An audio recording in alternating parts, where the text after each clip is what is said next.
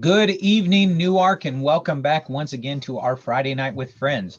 We are excited that today is Friday, October 2nd, 2020, and we're delighted to have you join with us once again. As you can see, I have Leila Cooper on with me, our executive pastor, and we have a very special guest tonight that we have been waiting to have on our broadcast for several weeks now, and due to different schedule conflicts and other things, we've had to reschedule a couple times, but it is finally here tonight and we're excited for it. And I'm going to let Leila introduce this special guest. And I think very quickly you're going to realize this is someone who you're going to want to listen to and be excited about his burden and his mission and where he's coming.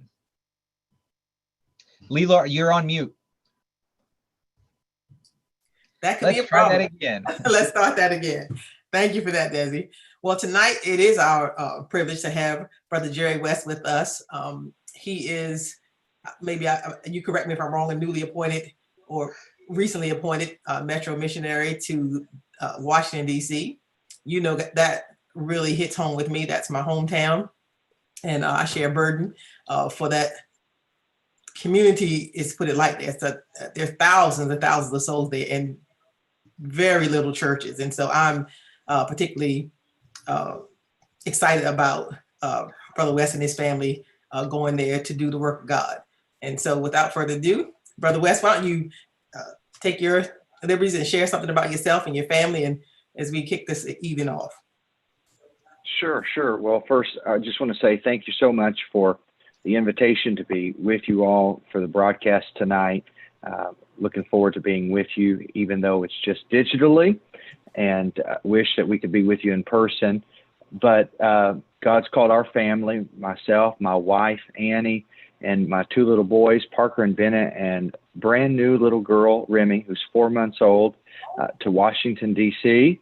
And so we are Metro missionaries. The Metro Missions Program is the missions program of North American Missions with the United Pentecostal Church. And so it's very similar to global missions in that you travel North America prior to arriving on site and visit with churches, express your burden, and give them an opportunity to partner with you in what you're doing. So we're in that process. We've been traveling for a year this week, and it's quite a lengthy process, unfortunately. Global missions, you used to have to travel for 2 years, and now they've been able to shorten that. North American Missions is trying to catch up to that. So we're a year in our travel, and we're hoping, praying, believing that we're going to be able to be on site by early summer of 2021. So in the next 8 or 9 months or so at the longest. So I'm excited to be with you tonight. Thank you so much for having me. Well, thank you. Thank you for that. So you mentioned the whole the deputation process, and we were very familiar with that from a world mission perspective. And I can imagine the expense involved with moving to the DC area. I jokingly say to our congregation that the house we grew up in Northwest DC, I think my mom bought it for, I want to say somewhere around $17,000 back in the 70s. That house recently sold, that same little house, for over $700,000. That is mind blowing to me. DC is not exactly a cheap place to move to and start a church, is it? No. And people who aren't from the area, of course, the Northeast in general is very expensive. But for context, I pastored in Kentucky previously, and houses, apartments there would rent for about $1 per square foot. So if you wanted to rent a 1,500 square foot place, you're going to spend $1,500 at most. In DC, in an area that you'd feel comfortable living in, let's say Northwest DC as an example, very residential area, you could expect to pay $3 a square foot. So it would be $4,500 a month. So it's astronomically expensive. And part of that is connected to the fact that it's such a small area, just 68 square miles. Over 700,000 people live in the district alone, and they're anticipating that it's going to grow to 850,000 people by the year 2030. So not too far in the future. And they're not making any more land. So homes are just getting more and more expensive. It's hard to comprehend if you don't have any context, if you're not from the area. Sure. So you mentioned that you pastored in Kentucky. Where are you from originally?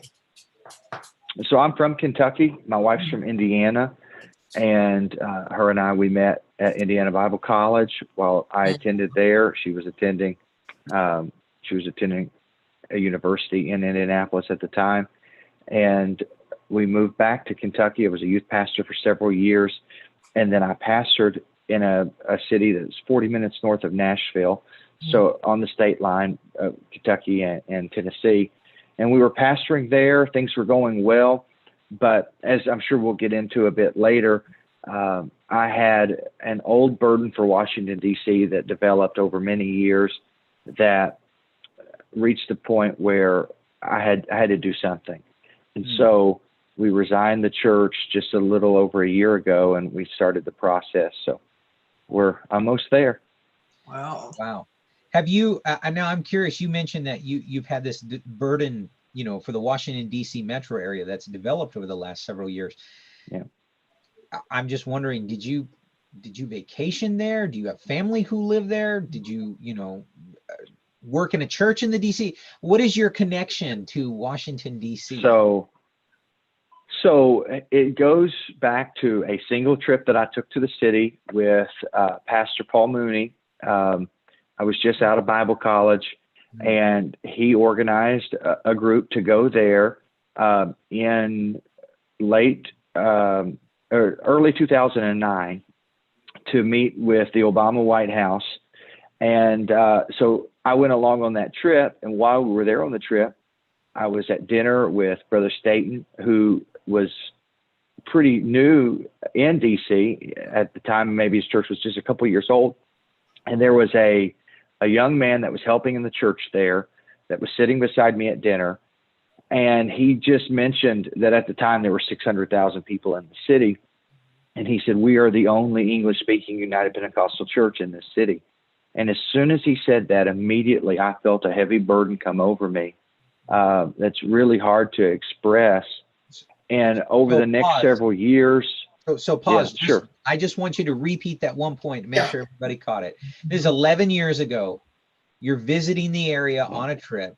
You're having dinner, and someone else comments to you. It's an area of 600,000 people.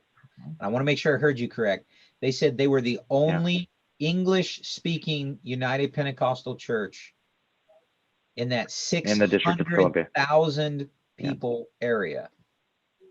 Yeah. That's incredible. And the statistics haven't changed other than there's more people there now. There's still just the one English-speaking UPC church in the district, 700,000 people.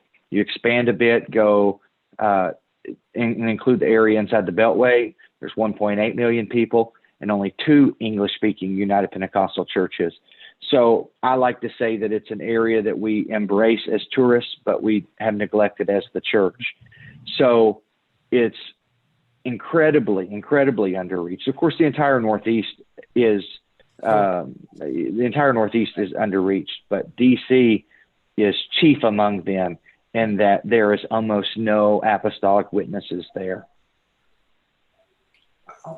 Yes, you mentioned Brother Staten. I know he's moved around a few times in the district. I tried to find his church one morning when I was in town, and I got there, and it turned to be some little Buddhist place. I saw some little man coming out wrapped in his boot, and I'm like, this cannot be the place. Later, I found that he had moved, and I think actually he's sharing a building. Oh gosh, I can't remember, one of the Catholic churches, I believe. Yes, it's a Catholic school actually. School. And so now since the pandemic started, they shut that down, and so they haven't been able to be back in the school. But until the pandemic, that's where they were. They're looking for a new space now.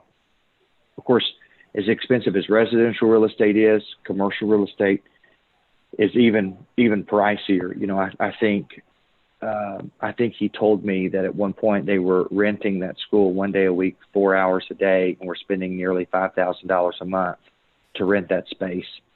Wow. So it's just incredibly expensive. So when they were meeting in the Northeast side. Mm-hmm. But you know, they've done an incredible work. They have a great group of people there.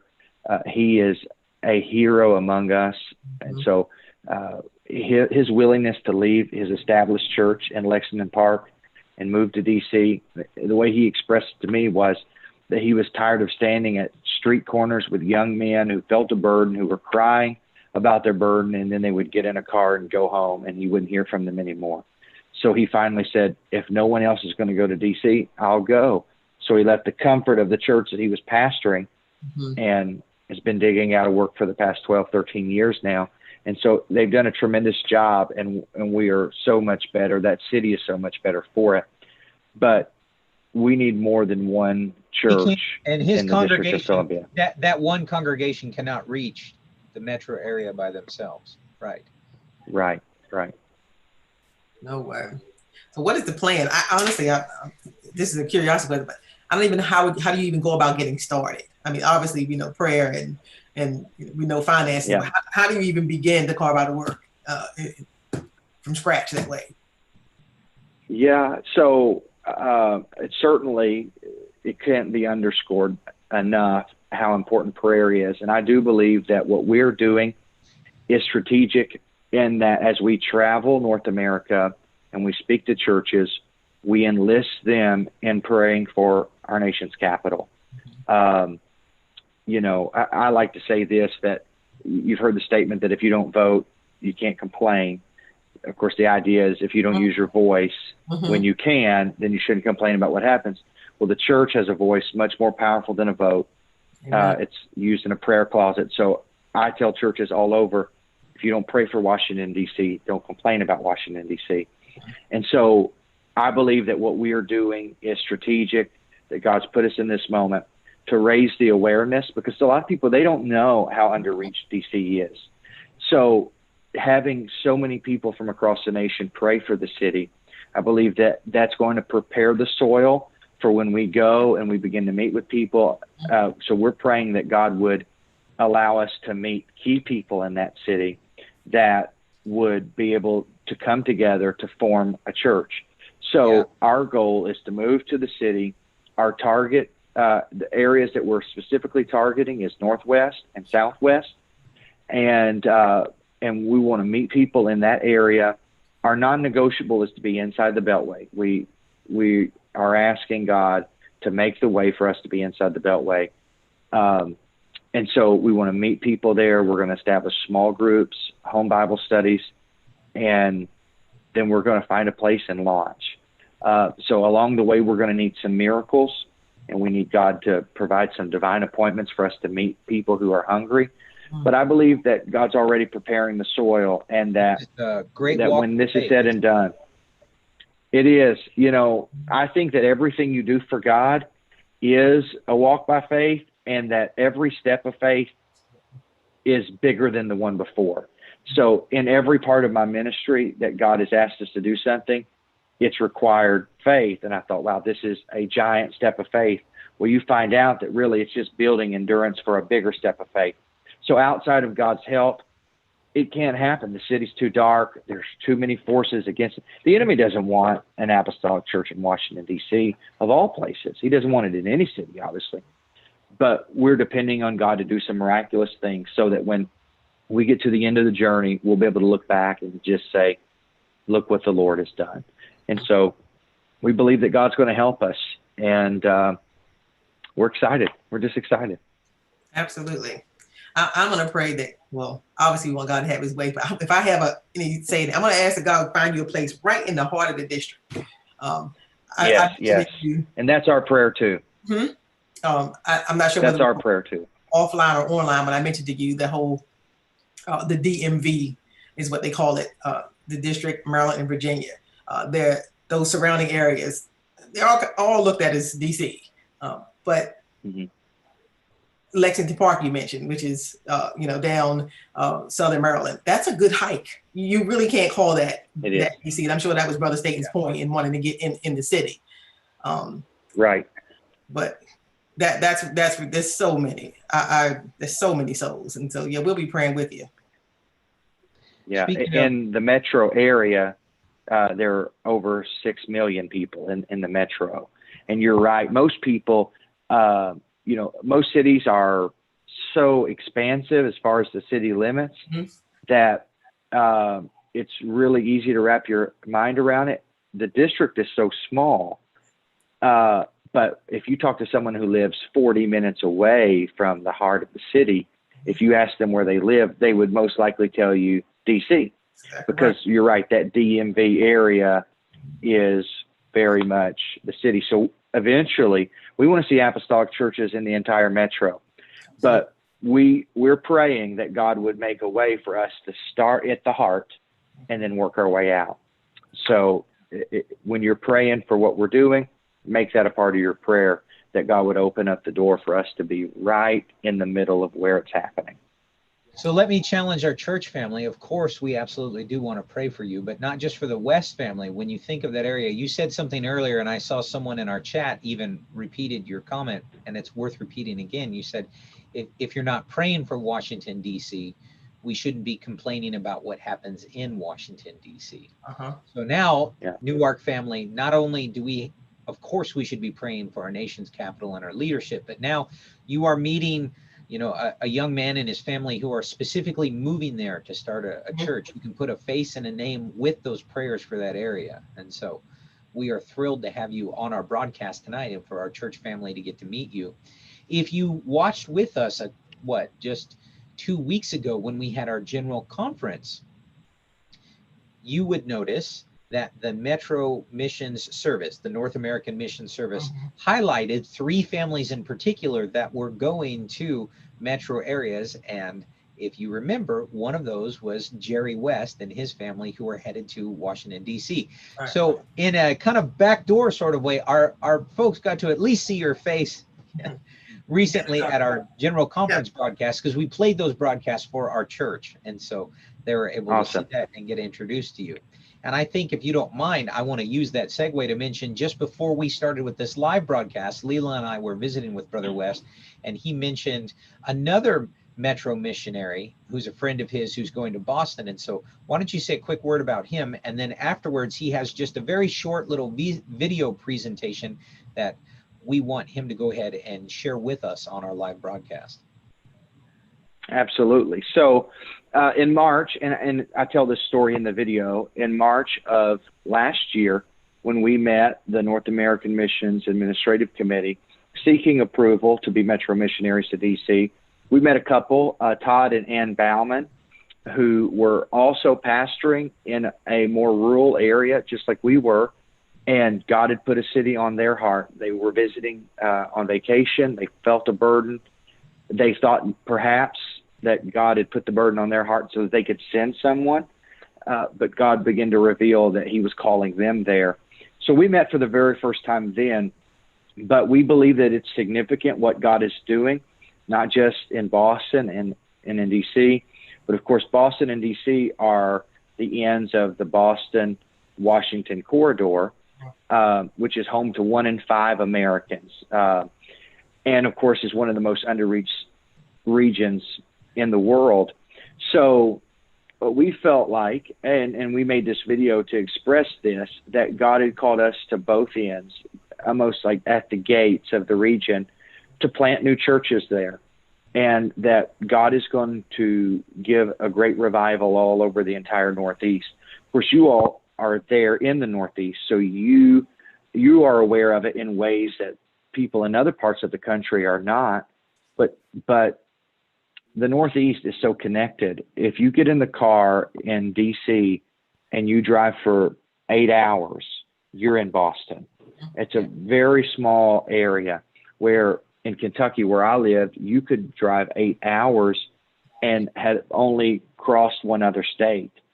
So we're trying to raise awareness for the great need in the Northeast, and we're praying that God would put these cities on people's hearts all across the nation, and that he would, send more people to the Northeast. For years, people have fled the cities, but we see, obviously people have come back, but the church hasn't come back with them. So we're praying that God would call more people to the Northeast, but secondly, that God would lead people to prayer for the Northeast, because we believe that God can do through prayer what we can't do with money or even people. Right. So I do have this quick video. I would love to share it with your congregation. We'd be delighted for you to share. Absolutely. Well, let's see if we can get it going here. It worked in our practice test. Now we're going to see if it works.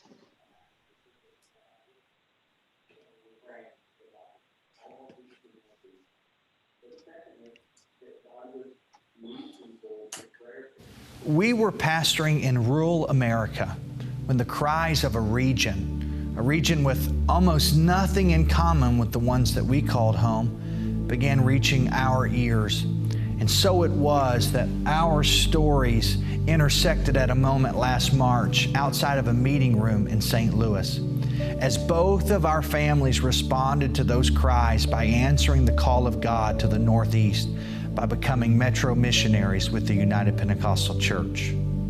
Well, the areas we left behind have one United Pentecostal church for every 19,000 people. The metro cities of North America only have one church for every 300,000 people, leaving them largely unreached. The Boston-Washington corridor, the region that God has called us to, arguably the heart of our nation, is perhaps the darkest of all. This region, it serves as the epicenter of education, policymaking, and of our nation's economy, drawing millions to its cities. More colleges and corporations call it home than in any other area. But where is the church? In Boston, where is the church? In Washington, D.C., where is the church? There's only one church for every 700,000 people. They are cities we love as tourists, but we have neglected them as the church. I was told a story of Bishop Chester Wright praying for the region, and he asked God, why aren't you sending people to the Northeast? And he said that God spoke to him and said, I have called them, they won't come.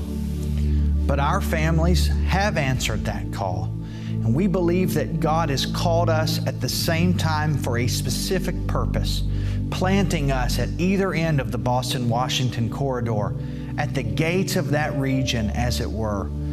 And it is in these two corners that God is going to help us establish apostolic churches. But we can't do it alone. Ecclesiastes says that a three-stranded cord is not easily broken. We are the one strand, having answered the call. As we have partnered together to reach the Northeast, we believe that God is calling churches to partner with us. Will you partner with us in prayer? Will you partner with us in monthly PIMs? We are going to start a church, but we don't need a church to show up in Boston and D.C. We need the United Pentecostal Church to show up in Boston and in D.C. If you want to find out more about how you can partner with our families, you can visit metromissions.faith. And together we can be the church that reaches the Northeast.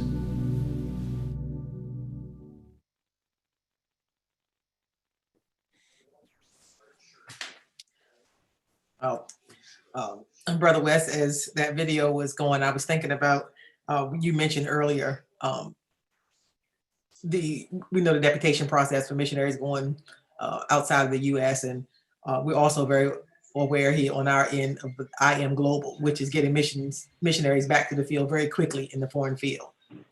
Do you know if there's any such talk initiative, with our global mission department, or our mission department, should I say, that is talking about a way to expedite getting, missionaries like yourself to their field within the U.S.? Mm-hmm. There's your video. Yes.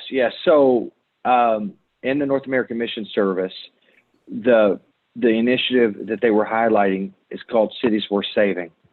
And so they made an offering appeal there, and they've done that the past few years, and the intentions with those funds is to do the same thing. I Am Global has been a multi-year initiative that has resulted in missionaries cutting their deputation travel to 6 to 8 months. So it's really incredible.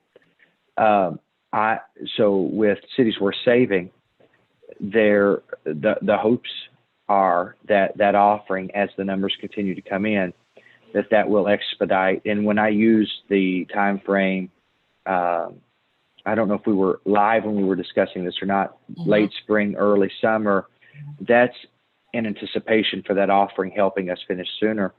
Prior to that offering, the plan was to have to travel for 2 years. So if that offering does what we're praying that it will do, then then it could cut about 6 months off of the travel. So we're anxiously praying, hoping, and believing that that is going to happen, and that we're going to be able to be on site by May or June. So pray with us that, and people are still watching that service. Not having it in person has affected the offering, as you can imagine. But people are still watching it, and people are still giving to that initiative. So we're hopeful and optimistic that it's going to be a difference maker for us. So Cities Worth Saving is the I Am Global of North American Missions. That's great to hear. So that timeline is even with that expediting things. We will definitely be. It is, yes. Agreeing with you. Yeah. Wow. So what other challenges? I know we talked about the financial challenges and of moving to a metro city such as DC. Anything that may not be obvious to us that may be a particular challenge in getting there, other than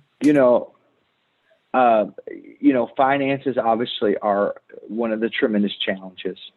Of course, we know that money is not an issue to God. So the finances don't keep us up at night by any stretch. But our prayer, I think, is, as Jesus said, pray for laborers.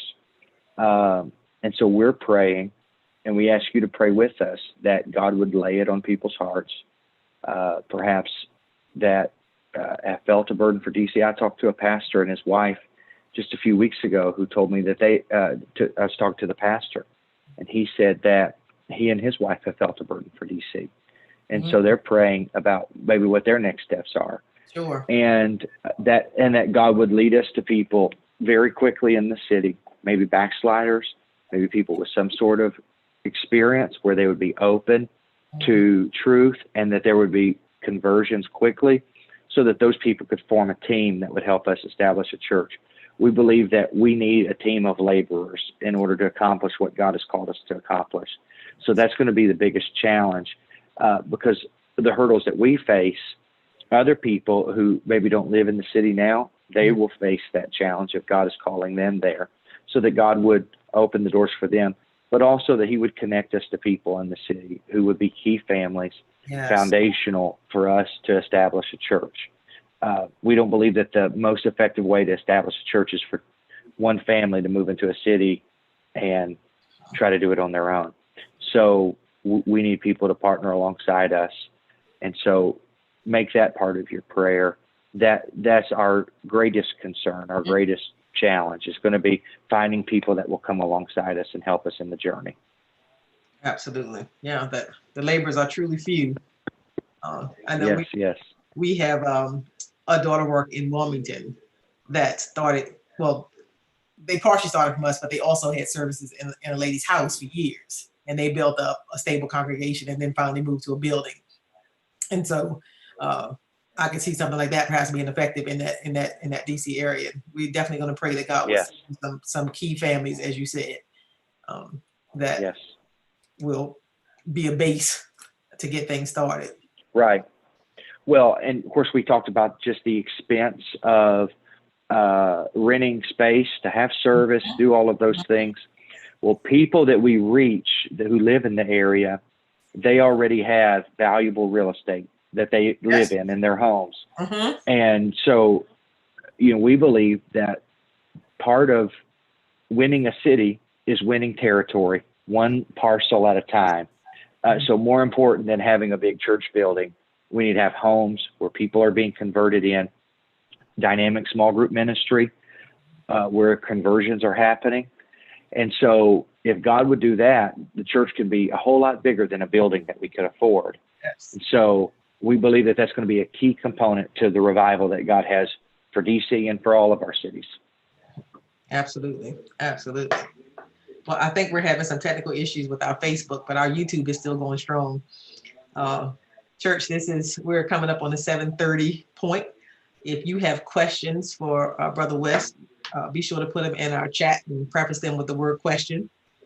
And I will do my best to feed him those questions and get his response Wow, I think Desi's probably putting out a fire trying to get things back up on the Facebook side.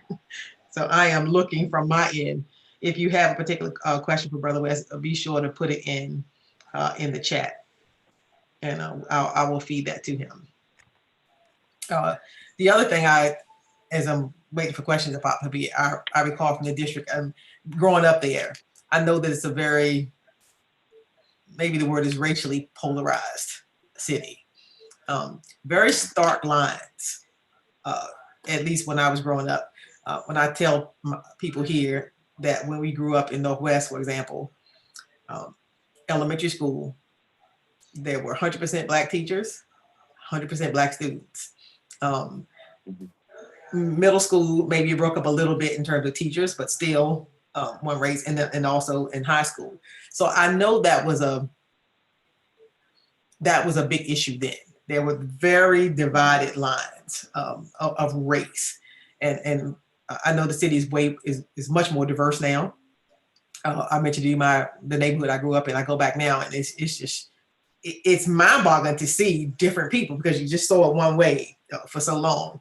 And there's a whole issue with the gentrification and of the city, and that's a big deal to the residents of the district. And again, further challenges, but we know God is up to it. We understand Right. God is no respecter of persons, but that is a hurdle. Have you had any? What is your thought about that? And I know that may be the case even all up and down this Northeast that you talked about earlier. Sure. So, DC is unique in that in the 60s, you had the race riots there in the city. And so the climate in the district, as you said, very polarized. And time has changed that significantly, where, like you said, Northwest is very diverse now. The world really has come to DC. I read somewhere once that there are 150 languages spoken in homes in the city every night. So there is a vast number of people who have come from all over the world. And certainly gentrification is an issue, just with the pricing in the city, what that has done, how that has pushed lower income families into a certain part of the city. And I look in every area that we have explored. I look at the makeup of the schools, and it's definitely changed in that. Now, I would say that there are more African Americans in the city than any other group of people, but it's changing dramatically over time. And I think that as people have blended together, it seems to be also, the fact that people come from all over the U.S. to live there. You ask people where they're from, they're in the city, they'll tell you everywhere but the city. It's hard to meet someone who says, I grew up in the city. That's not really how it is. So I think that some of those issues where things were so stark, where the lines were so drawn, and you don't go to that side, I think that has blended away with time. And I believe that the Holy Ghost is going to help that even further. Bishop Staten told me a story about how he was preaching a funeral. A lady who attended the church called him and asked him to preach a funeral for her son who was in a gang. And it was in Southeast DC. And so he went, and when he showed up, the funeral director told him, said, "Preacher, they are going to kill you today." And he said, "They're not going to kill me." And he went in, and he was perfectly fine. So I think the enemy would like to try to convince us that revival isn't possible because of a myriad of reasons. We've got to neglect that and say, the Holy Ghost can do anything. But God, that's right. That's right. That's right. I know He can do it. I really do know. I share my testimony with our congregation all the time. When I moved here from the district in 1994, I had been coming back and forth here to visit some friends and family for years. But when I moved here in '94, and I was invited to Newark, UPC, and I remember walking in the door of the church, and I was stunned. I mean, it was, there was a white pastor, and there was a diverse congregation, but to attend a church that had a white pastor was a violation. I mean, it just was, and I didn't know what to do. There were people speaking in tongues. I had no experience with that whatsoever. I grew up in the Baptist church that I mentioned to you, and so I was just dumbfounded at this congregation, and I went up at the end of the service, just sort of herd mentality. Everybody went up for altar call, so I didn't want to stand out because this was all weird, people and all this expressive worship and speaking in tongues, and I just want to blend in, and I just want to get out of here and never come back. Mm-hmm. And I remember kneeling at the altar, and the presence of God just blew me away. I had never felt the presence of God like that ever. And I left. They're a bunch of quacks, but I could not deny the experience at that altar. And I believe God for everybody. I've been there ever since. That was October, I believe, of 1994. And I believe God can break down all those barriers. And I believe he will. There, people that are hungry for God, and he's going to make a way for them. So I will most definitely be agreeing with you that God will make a way. He's done it already in other cities and in other places. So no need to think anything different about DC. Absolutely. God's going to help. So Leela, I'm still here. This is disembodied voice Desi. I turned off my camera, was dealing with some other issues. And so we have had some questions come in, and I'm going to try and group some of these together. I wanted to start with what I thought, Brother West, you might enjoy. We had one of our young people in the church, and they wrote in a question, and they asked, how old do you have to be to become a missionary? So, well, I would first say that you can be a missionary, and you should be and are called to be a missionary wherever you are, whatever age you are. And that I was hoping mission starts at home. So mission starts at home. If you want to be a metro missionary or so I know there's young ladies in middle school. You got to start by being at home. So even in middle school, then you can start doing things, huh? Start a P7 club. Find some friends, teach them a Bible study. That's how you start to be a missionary, and God will teach you through that experience and equip you for what he has in the future. So start now where you are in the environment that you're in, loving people, reaching people, and God will make you a missionary. Excellent. Another question that came in from our church family was the question, because you're working with North American missions and right now you're on deputation, and it's very similar, but a little different than the way our global missions works. Once your family actually arrives in the Washington, D.C. metro area, will you be bivocational? Are there NAM funds to help you get started where you can put your full-time focus directly on starting a church? How does that work in your case as a missionary? So Metro Missions is unique in that it is patterned like global missions. So when you move on site, you are for 5 years, you receive funding for yourself personally and for your assembly that you're trying to start. That way you can have 5 years of focus directly on reaching souls in the area. So matter of fact, it's against policy to work a job bivocationally full time while being on site on Metro Mission status. So we would be fully funded to live and plant in the city. Well, I'm glad to hear that. It's going to be, you will face enough challenges when you first get there without also having to find work immediately. Right. It takes one of the hurdles away. As expensive as the city is to live, if you were trying to fund your family and your work from secular employment, you would not have any time to reach people. It would be very limited. So it's a very targeted approach where you throw everything at it for 5 years, because after 5 years, the funding's done. And so Yeah. you have to make up a lot of ground in 5 years.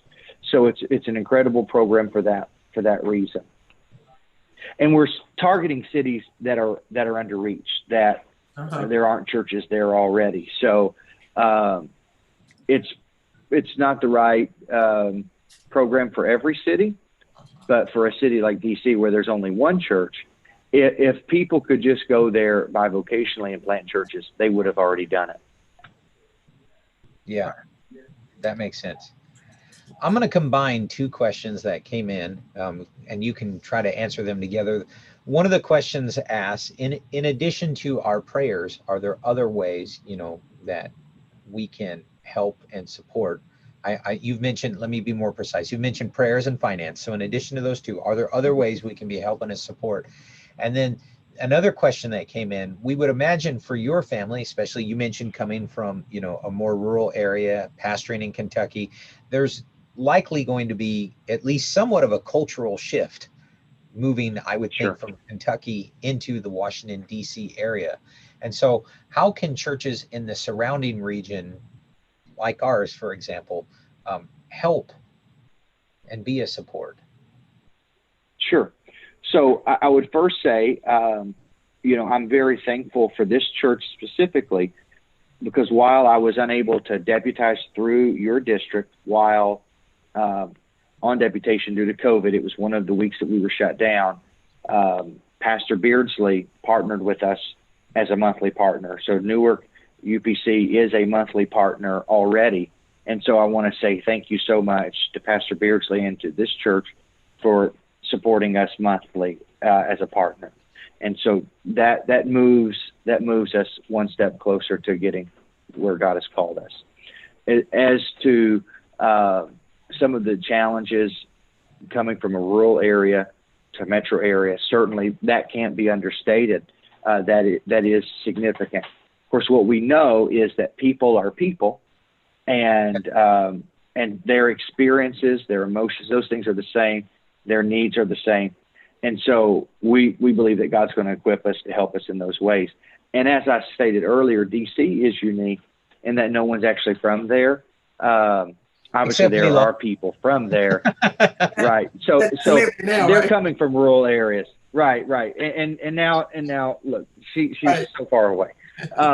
So everyone has such a unique experience. Not only are they not from DC, but in some cases they're not from America. So it is a great melting pot.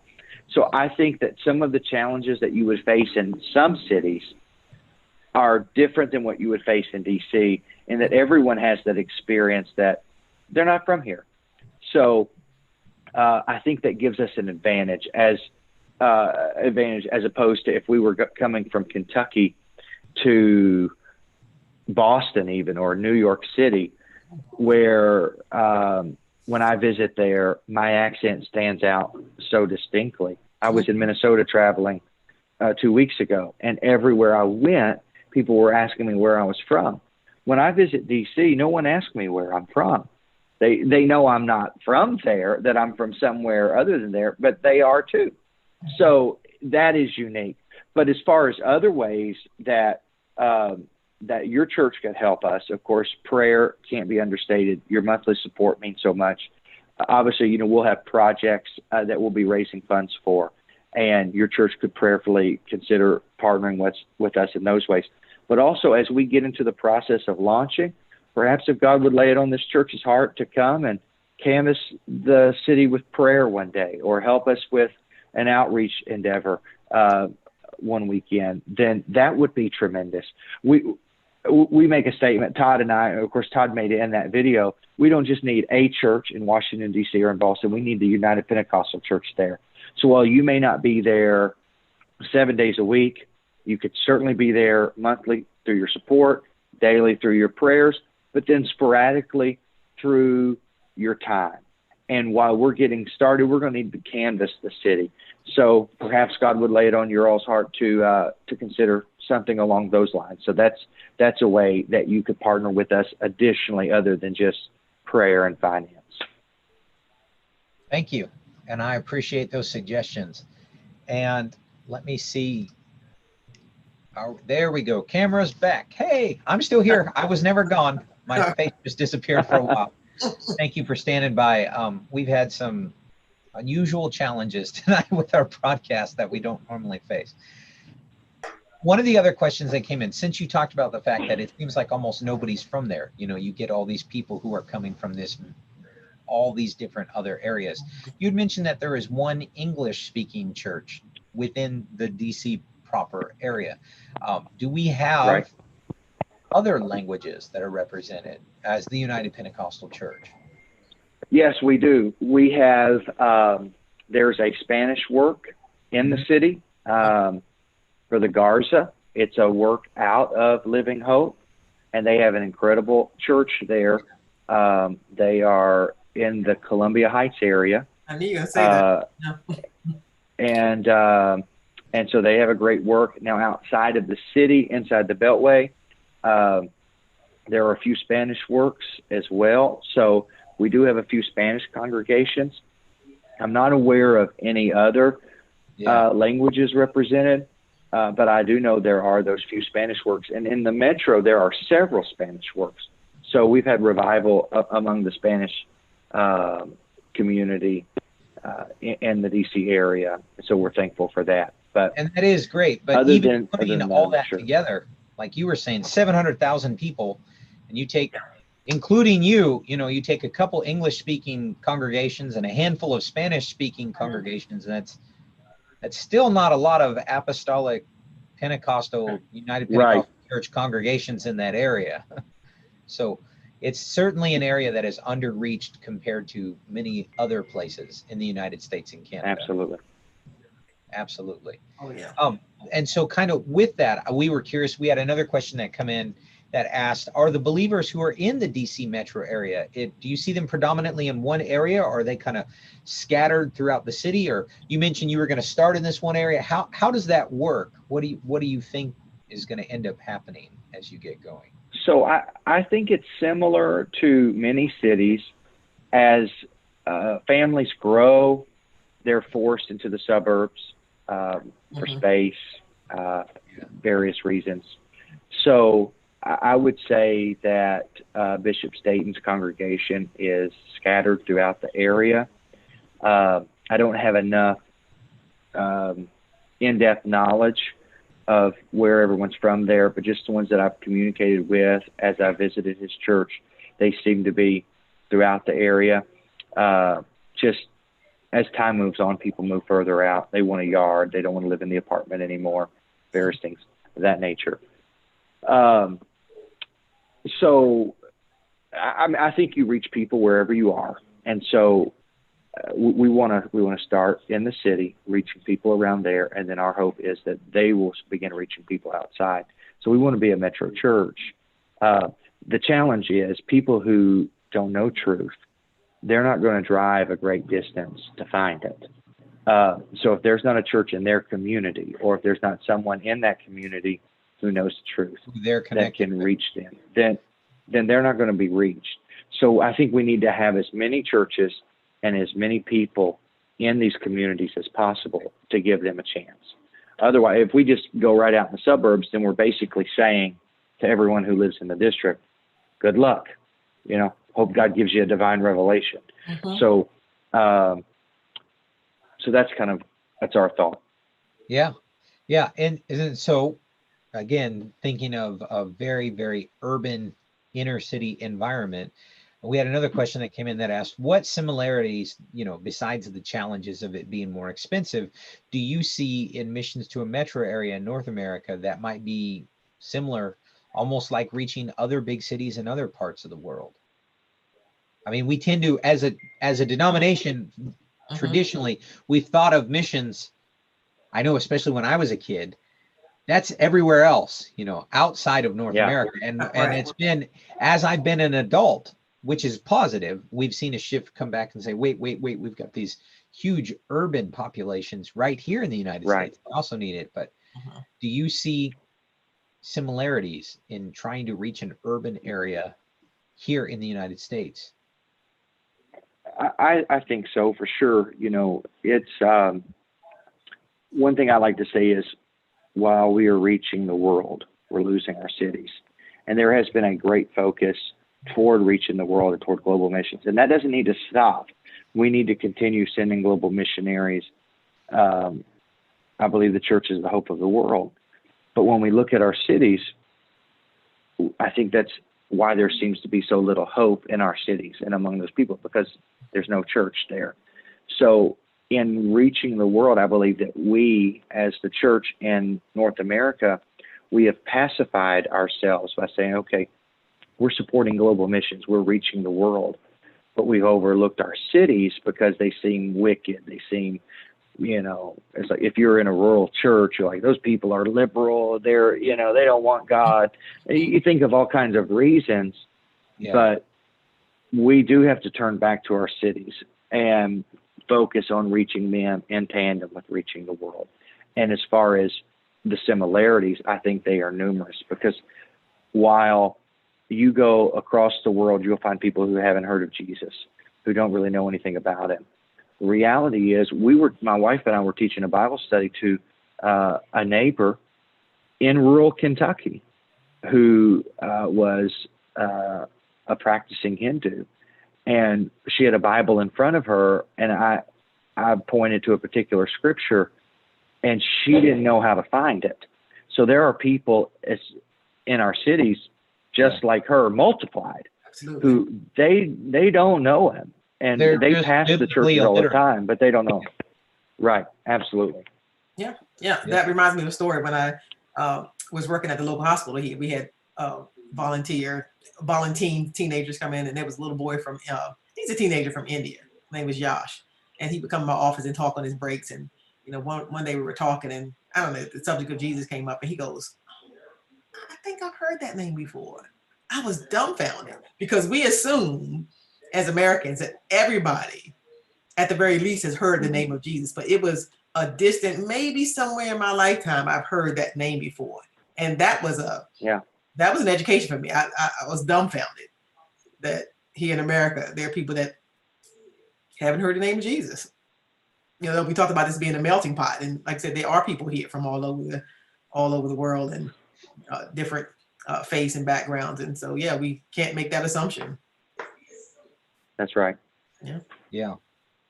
Let's turn to a lighter question, if that's all right. We had someone ask, well, obviously you feel this burden, your wife's with you in this, and you guys are going, where are your kids in this process? What do they think about the idea of moving to Washington, D.C.? Well, they love it. Of course, it's only been in the context of us visiting there. And so they're very excited. My son Parker is 7.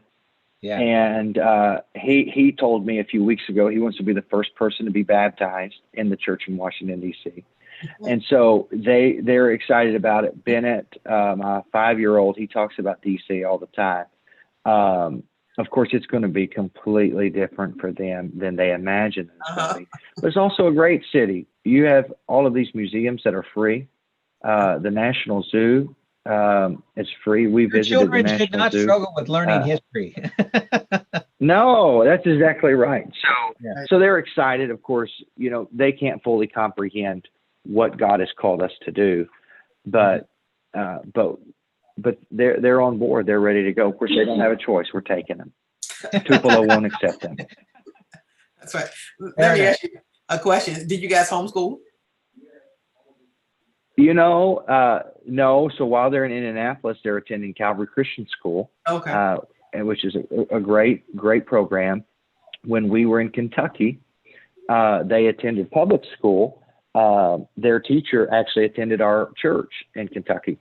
Again, small community, about 10,000 people there in the community where everyone knows everyone. And so they attended public school there. I attended public school. My wife attended public school. Now DC public school is going to be a little different. They have to make some decisions and navigate that once you get there, huh? Yes, that's right. Yeah, that's one of those bridges we're going to cross when we get there. There are a lot of great schools there, you know, Christian schools, whatnot, but everything's so expensive. Right. Yes. So we'll see. You'll have to figure that My out. wife is an elementary teacher, though, so Wow, she would be up that's to a the perk. task. Yeah, Great. gotcha. What grade did she teach? She has taught multiple grades, Mhm. Oh, okay. second, third, fifth, Gotcha. So and all over so it. She's most an of them. elementary school teacher. Yes, understood. So we are coming to the top of the hour and our time with you is almost up. I wanted to just jump in, if I can, for a moment to our church family and address a couple things. Number one, you know, if you are a member of our church, that we have a heartbeat for missions. And that's how we say it at our church, is missions, because for us locally, it is a global umbrella. And if you've heard our senior pastor, Stephen Beardsley, ever talk about this, he describes missions as anything outside of our local context. And so you just heard our Metro missionary, Brother Jerry West, tonight thank our church for being one of the churches that is supporting him and his family as they get ready to move to Washington, D.C. and do this. And so I just want to take this quick little plug to tell you once again, thank you. When you give to missions monthly, because we just take a missions offering, but when you give to missions, it supports many different programs, all kinds of things that happen outside of our local congregation. And yes, often you hear us talk about missionaries who are global missionaries, those outside of the United States, those outside of Canada, North America. But your missions giving also includes Metro missions. It also includes, and I won't get into it right now, many other support organizations connected with the UPCI that we help to support with our financial giving. So when you think missions, it's not just overseas. It most certainly is that, but it's also many other things. And tonight you are getting to meet another one of our missionaries. We, Brother West, we love having missionaries come visit our church. We're big, huge mission supporters. And so tonight for us, there's really no difference between you coming and being with us on this broadcast and us having a missionary from somewhere in Central Africa or in Asia or anywhere else. You're doing missions. And so Newark family, thank you for continuing to support missions. You just have another face now to associate with what you're doing. Missions is missions. And when you give to missions, when you give to things that support endeavors outside of our local church, you give to all kinds of things in God's kingdom. Brother West and his family being some of the recipients of that. The other thing, and this I get to harp on because I'm the connections pastor, and so small groups fall under my umbrella. And our church has had active small groups for over 3 years now. We have them all over our area, the whole church. We encourage to participate in small groups. I don't know if you caught it, but he said some wonderful things tonight about the fact that going to a place, especially think a metro area like Washington, D.C., the first thing he's going to do, they're not looking to immediately purchase a building or do something like that. They need to connect with people. They need to share meals with them and do Bible studies, and then they need to start in people's homes. In essence, what he was describing was small groups. I think you might have even said that word at one point. And so to our church family, if you are not in a small group, you should be in a small group. We've been talking about this for years by now. But in those small groups, bring your coworkers, bring your classmates, bring your neighbors. This is how you actively, locally can connect people with the gospel. This is how you can connect them with our church. Right now, we're online. As you well know, we haven't resumed our in-person services. So the bar for bringing your friend, coworker, neighbor, fellow classmate, etc., to a small group is the lowest it has ever been, because they don't even have to leave their home. All they have to do is join one of our online small groups. If you want information about that, you can, of course, find all of that information on our website at newarkupc.info. And on that website, as you hear us say in most of our broadcasts, you can find information about baptism requests, submitting prayer requests. You can partner with us in giving, such as missions. You can join an online small group. And so if you are joining us for the first time and you've never heard this before, we welcome you to the broadcast. We're so excited you're with us. If you hear me every Friday night, then you've heard this many times, but come connect with us on newarkupc.info. Come join a small group. We are delighted to have you on this broadcast. We broadcast 6 days a week, Tuesday through Sunday. We're off on Mondays. That's our Sabbath day. The pastoral staff takes that day off. But other than that, we're online and we're active 6 days a week. Brother Wes, thank you once again so much for joining us tonight, giving us this hour of your time. It is a pleasure to meet you and to spend some time with you. And I know you weren't able to meet all of our congregation in person, but they are watching as we broadcast this on YouTube and Facebook. And we've got multiple people right now. I'm looking in the comments saying thank you and thank you for coming and talking to us and sharing with us. Thank Desi, you. can I just jump in really quick? I know we're Jump over in. time here, but I do want to ask the congregation, just as we normally do, if we were in service and we had a missionary, I want to ask you guys to pray and ask God, what He would like you to further contribute. We are supporting Brother West and his family in this endeavor to Washington D.C. But if you feel so moved to give a particular additional contribution, you can, as usual, you can send your check and write DC Missionary in it. You can go to Rebel You Gate. can do it online through Yeah, our you church go to Rebel website, Gate and it's got a memo line. You can put it in the memo there. Yeah, or you go to the other, you know how it's tithes, offerings, go to other and put DC Missionaries, and you can designate your offering to the West family. So that it's always in order to do that. So pray as normal, and as God leads you, give and support this family, because the mission is great, and the people, there are many people, as he said, without a church who need to hear this great gospel. Absolutely. So church family, thank you once again for joining us tonight. We appreciate you being on the broadcast with us. God bless you all, and have